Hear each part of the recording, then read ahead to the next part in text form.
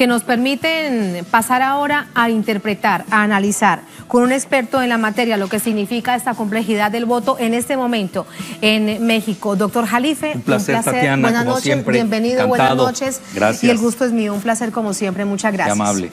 Le decía a nuestra audiencia que en la complejidad que vive México, no solamente por la situación social, de violencia, lo económico, lo político, ¿crees que habrán cambios en las votaciones, en la percepción de lo que tienen en ese momento los votantes hacia los políticos en contienda? Por supuesto, primero los presidenciales. Mira, las encuestas hay que tomarlas con mucho cuidado. Se están equivocando en todo el mundo, están totalmente rebasadas. Son instrumentos de vuelo, vamos a ponerlo así, ya del siglo XX, estamos en el XXI. Y hoy precisamente lo que se usa es lo que hacía Cambridge Analytica, que no es muy pulcra. Poco ético. Sí, pero con Facebook. Sí. A la mar porque se meten en los datos personales, ya saben la conducta del votante. Entonces, por eso a ellos les va muy bien. Tu pensamiento. No, pero ya saben todo, qué tarjeta de crédito usaste, qué compraste. Entonces ya saben cuál es la inclinación del votante en relación al candidato. Por eso Cambridge Analytica funcionó muy bien en el Brexit. Además es británica. Ya le eliminaron en Gran Bretaña. Está prohibida, ayudó mucho a Trump y se decía que estaba con Mitt. Acaba de sacar una nota New York Times que hay que también ver. New York Times es muy sesgado, es el rey de los fake news, porque está con Soros y con Hillary Clinton, que por cierto perdió. Ayer se equivocaron en Nueva York. A ver, ¿quién iba a ver los resultados de Nueva York? Nadie ayer? se lo imaginaba. Y de las primarias. Nadie se Arrasó lo imaginaba. Bernie Sanders contra la maquinaria del establishment. Que ten mucho cuidado, porque se está viniendo un voto anti-establishment también. Pero también del lado republicano, y no me estoy saliendo de México, ganó Trump. Es decir, se bifurca en Estados Unidos, se desaparece el centro y se va a los extremos. Al extremo progresista de Bernie Sanders y al extremo supremacista blanco de Trump. No somos la excepción en México, tenemos muchas de esas facetas. Entonces, mira, estas encuestas ya las vivimos en México en la anterior. Hay un comentarista, entre comillas, cotizado, que le daba a Peña 100% en la elección pasada, imagínate. Ya no le daba el 100, ya no podían dar más allá del 100. No puede ser eso. Y en esta ocasión, sí hay que ver el promedio. Ahora sí, dime quién te paga y te diré cómo te encuesto. Eso es lo que está pasando en México. Eso es lo que está pasando. No hay seriedad. Veo que tienes muchas dudas con respecto a las encuestas, pero quiero preguntarte para partir de un análisis que sí es bien interesante. Estos 6 años vimos mucha movilización social desde distintos sectores. ¿Qué tan político podrá ser esto partiendo de la participación, 63% del sexenio anterior? Sí. Mira, cuando ganaba Enrique Peña Nieto. A mayor participación ciudadana tiene mayor probabilidad de ganar o de que se haga menos fraude. Cuidado, fíjate cómo jugué con esas dos palabras, con la elección. Se vio en Edomex, que es el principal estado que da votantes en México. Es decir, tienes Edomex, el Estado de México, sigue la Ciudad de México, sigue Veracruz y Jalisco. Ahí en esos 4 prácticamente tienes el 35% de la decisión, hasta el 40% de la votación. Y ahí pesan mucho los gobernadores. ¿En esto se decide el presidente del país? Puede decidirse, porque ahí pesa mucho el gobernador. Y los gobernadores hacen en México maravillas. Son magos, son prestidigitadores de la alquimia electoral. Porque conocen nadie conoce mejor que un gobernador de su estado. ¿Quién lo va a conocer? El mejor encuestador no le llega, porque ellos te compran el voto. Y mira, me da pena decirlo, pero en todo el mundo es lo mismo. Es decir, no creas que México es la excepción de la regla. Hay mucha compra del voto. No, en Colombia se acaba de revelar por parte de la Fiscalía en las elecciones legislativas una compra de votos a gran escala. Esto mismo lo vimos en México, lo veremos en México. Yo calculo, no estoy incitando a que esperen quién los va a comprar, no es mi intención, pero el voto puede llegar a 5,000 pesos ese día. Sobre todo en dólares, doctor Jalife? 5,250 dólares el voto.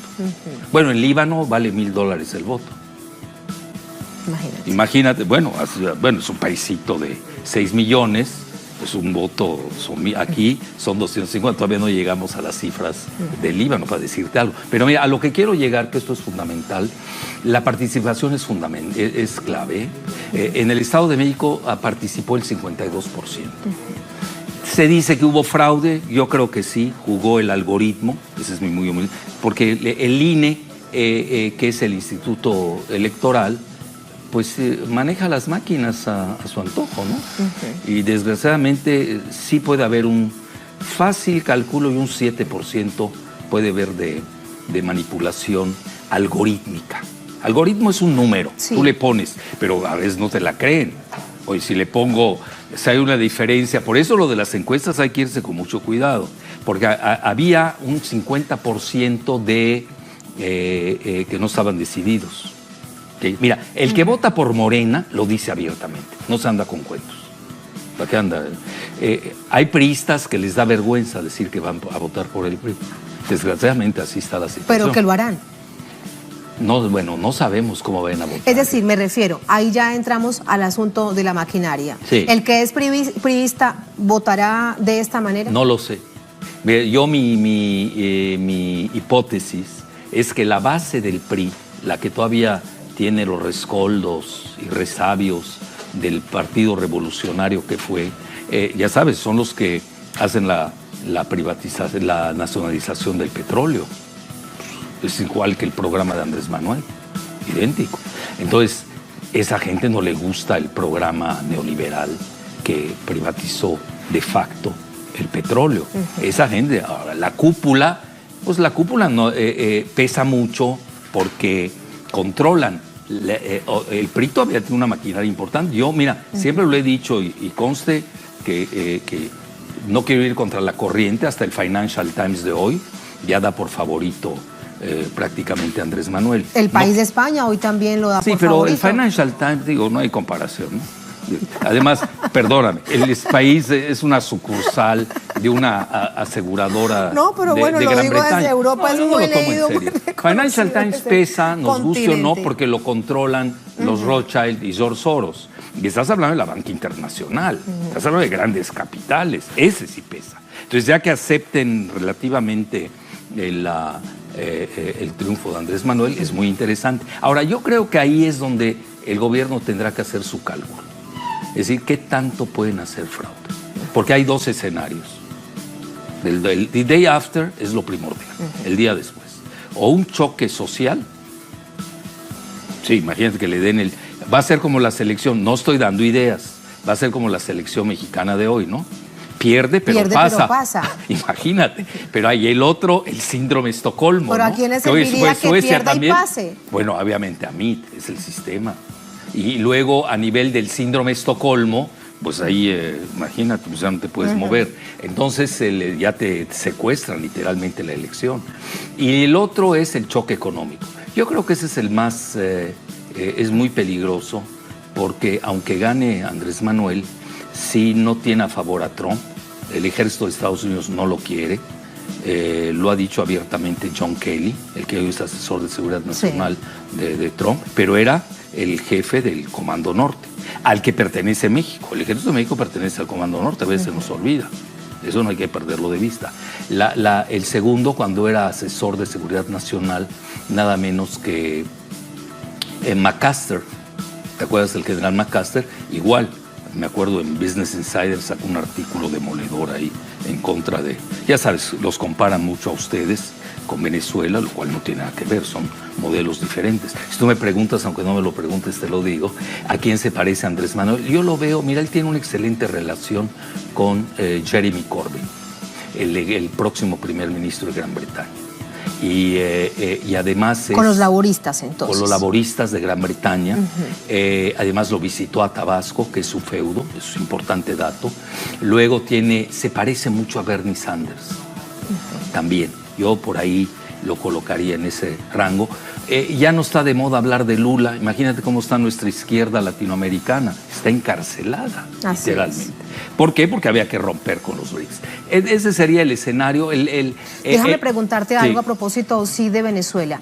Porque hasta hace unos meses atrás, en los últimos no, quiero saber por qué, cuál es tu análisis, intentaba precisamente vincularse en esa satanización del castrochavismo, que esto no existe, que es una visión de la extrema derecha para acabar con todo lo que no le funciona, llámese izquierda, llámese progresismo, pero percibíamos desde acá que Andrés Manuel López Obrador no hablaba del tema, no dejó caer el juego. ¿Qué fue lo que hizo para que dejaran de tocarlo con el asunto? Mira, hubieron dos puntos importantes que quizás hayan marcado el punto de inflexión de la elección, y fue un pésimo manejo de sus enemigos.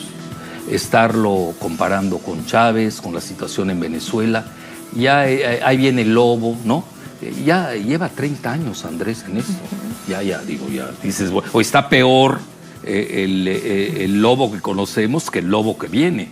Entonces, eso ya no pegó. Incluso lo del Russiagate, lo de los rusos. Sí. Cuando dijeron había los rusos, y ahí lo hizo con muy buen humor. Oye, no estoy haciendo la apología de Andrés Manuel, que estoy analizando. Si me preguntas de mí, igual le doy el mismo tiempo. Sí, pues luego me van a regalar, te cargaste y todo eso. Con Andrés Manuel, cuando se puso teníamos una deuda de ayer, doctor Jalife, sí, que nos quedaba faltando unos minuticos para Andrés, hablar de Andrés Manuel López Obrador. El gorro que se puso en los rusos y se fue al mar a esperar que llegaran los rusos, ¿no? En broma. Ahí yo creo fue... y además, la gente de extrema derecha que está usando lo de Venezuela ya no tiene credibilidad. Hoy son cartuchos quemados, les llamamos en México. Son los que escriben en El País. Por eso te dije que El País es eso y nada, para mí es yo ni leo El País, con eso te digo todo. No pierdo mi tiempo. Me voy directo a la fuente, a los dueños, que son los británicos. Ahora, ¿quiénes? Krause, pues está quemadísimo, con el mismo discurso. Vargas Llosa, igual que, además con los Panama Papers, es un lavador. Oye, Krause es miembro del Consejo de Administración de Banco Santander. Es decir, como un banquero, y es literato, y además ya nos da lecciones de moral. Eso dice. ¿Cómo? Y dice que es un gran articulista. Bueno, además le maquilan, no te quiero hablar de más, le maquilan sus artículos. Tú ves todos sus libros, tienen diferentes estilos. Muy fácil de detectar. Bueno, y tienes a Castañeda Goodman, toda esa fauna neoliberal a ultranza, que es antimexicana, incluso yo podría decir eso, naturalmente, pues no les conviene que gane una persona que es nacionalista. Otra cosa que es importante para destacar con respecto a las supuestas amenazas al retroceso, que no sé de qué manera podría entenderse ese retroceso al México de hoy, en caso de que llegue Andrés Manuel López Obrador, y es evidentemente lo económico, que se acabarán las inversiones en el país, que la nación va a estar aún mucho peor, que aumentará el nivel de desempleo. Bueno, mira, ese yo creo que es el punto vulnerable de Andrés Manuel, porque tiene a los mega empresarios en contra. Es decir, la lista de Forbes, ya ves que saca a los millonarios de México, ponle que hayan, no sé, 20, 30. El día me puse a verlos, a revisarlos. La gran mayoría sí está con Meade. Bueno, porque le deben favores. El papá de Meade, Dionisio Meade, fue el que manejó el Fobaproa, el rescate bancario de México. Es decir, todos esos nuevos ricos mega empresarios no serían nada sin el rescate del papá de José Antonio Meade. Eso es importante saber. Además, el papá es priista, pero José Antonio no es priista. Es interesante. Por eso los lanzan como ciudadano. Y ahí viene la gran ruptura entre Salinas y Videgaray. Entonces ahí tienes un sector importante. La cuestión económica, sin duda alguna, además yo lo manejé como hipótesis.